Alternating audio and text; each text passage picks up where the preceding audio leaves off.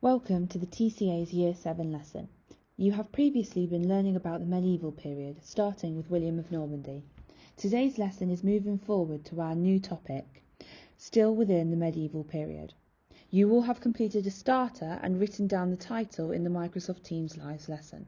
You will need to pause this video at points so you can complete the lesson.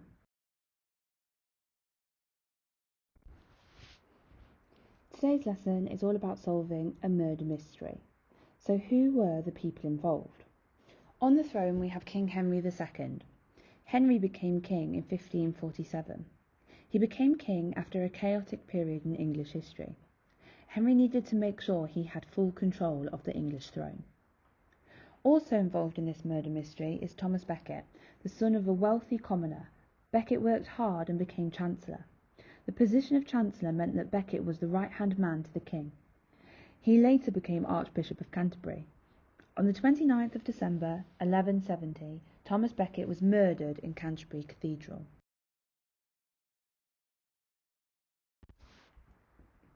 Your job is to investigate who killed Thomas Becket and why. You need to use the evidence that will appear in the video to help you discover what has happened in the events leading up to the murder. This will help you decide who the main suspects are and why they are suspects. Fill in your chart as you go. We will go through it together later. The table that you will need to create is on the next slide. Here is the table you will need to draw into your books.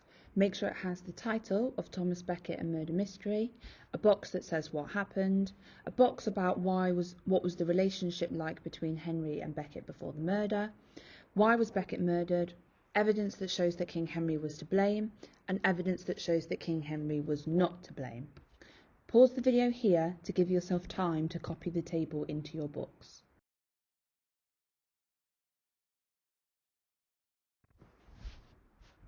Here is clue number 1. Let's do clue number 1 together. We don't need to write the whole clue into our books, we can just summarise it. Okay, clue number 1.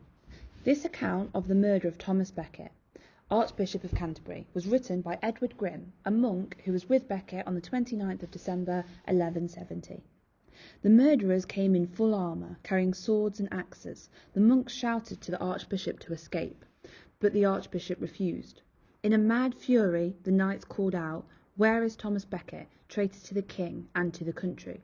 The Archbishop, quite unafraid, answered, "Here I am, no traitor to the king, but a priest." "You shall die this instant," they cried.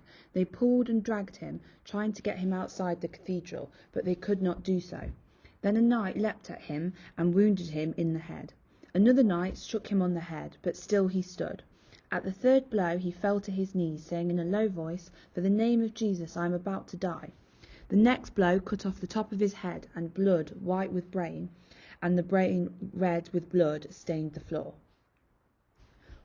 What do we think this clue is telling us? I think this clue is describing what happened to Thomas Becket.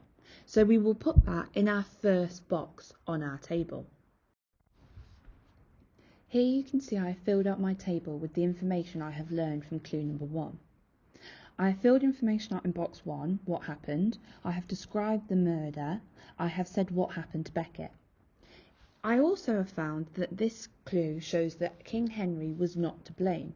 So I filled out this information in the evidence that shows that King Henry was not to blame. Pause the video here so you can update your table with what is on the screen.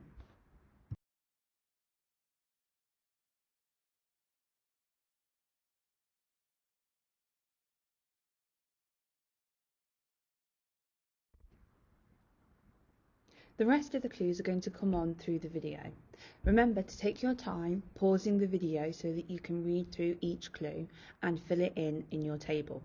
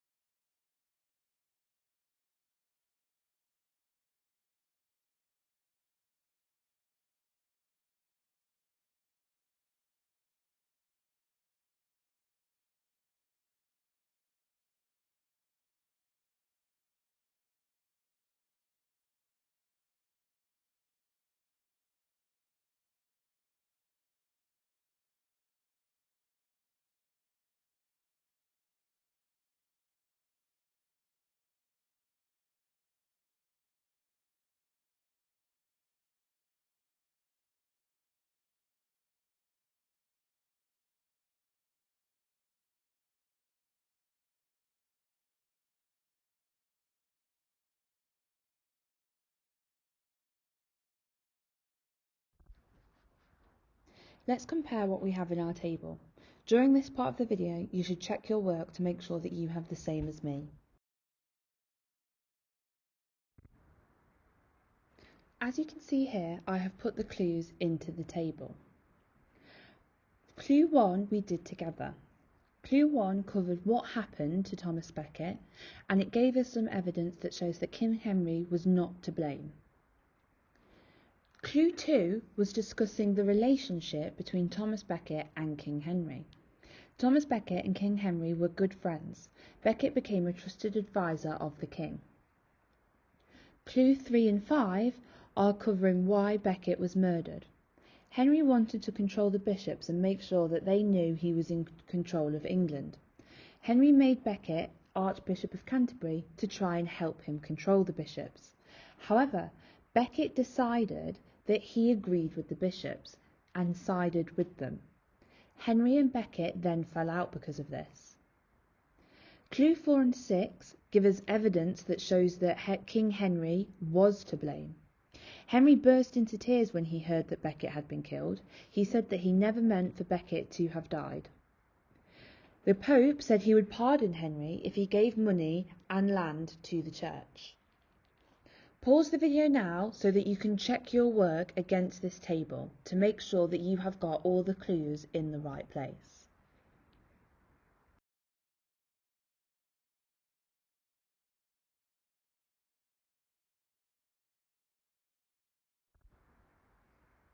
So, you now need to make a decision on who you think is to blame for the murder.